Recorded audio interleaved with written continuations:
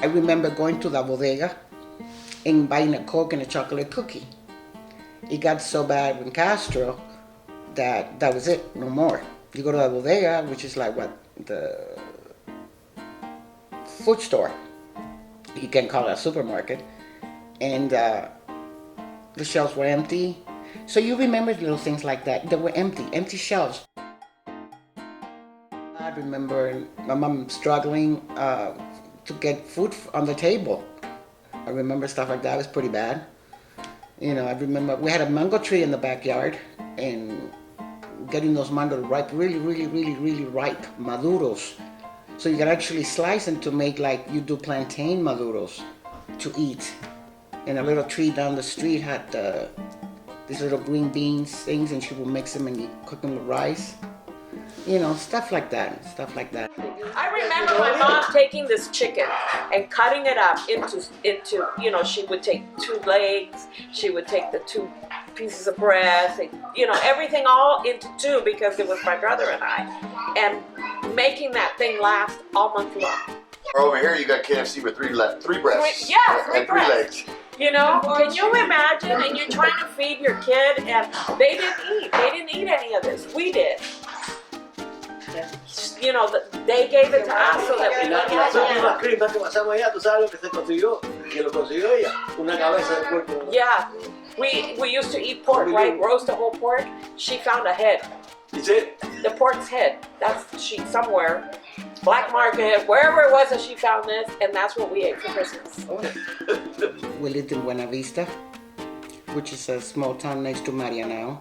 La calle 64A entre 29A y 29B, número 29A23. I know, Buena Vista, Havana, Cuba. And I lived there all my life in a wooden house.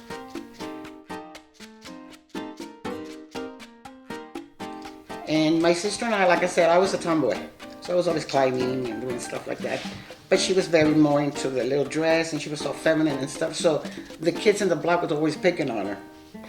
So I would get mad at those kids because they were picking on my sister, even though we fight among ourselves, but it was different. It was me and her, not the other kids. So I remember one day I was standing behind a building right down the column next to the house, and this kid was in the balcony at her house, her apartment. And I said, I'm gonna get you for picking on my sister. And I threw a rock and I hit her on the face. Teresita. She never picked on my sister again. She never picked on her again. That was sweet. It felt good to do that for my sister. I love my sister. And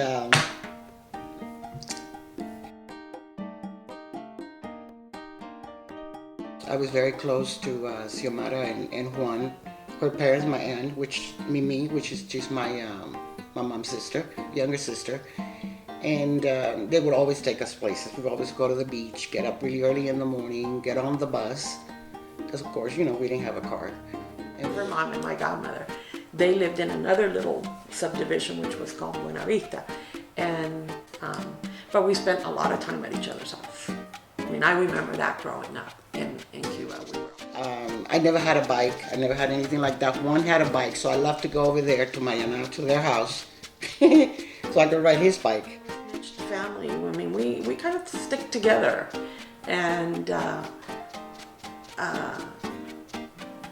whether it was just that or part of the issue with your grandpa having, you know, his problem with drinking and stuff like that, and my mom wanting to be there for her sister, I don't know, but I think a lot of it had to do with them being pretty close, because they were all, you know, even here, what I remember as a young kid, you know, until she passed away, the 2 of them were always very close.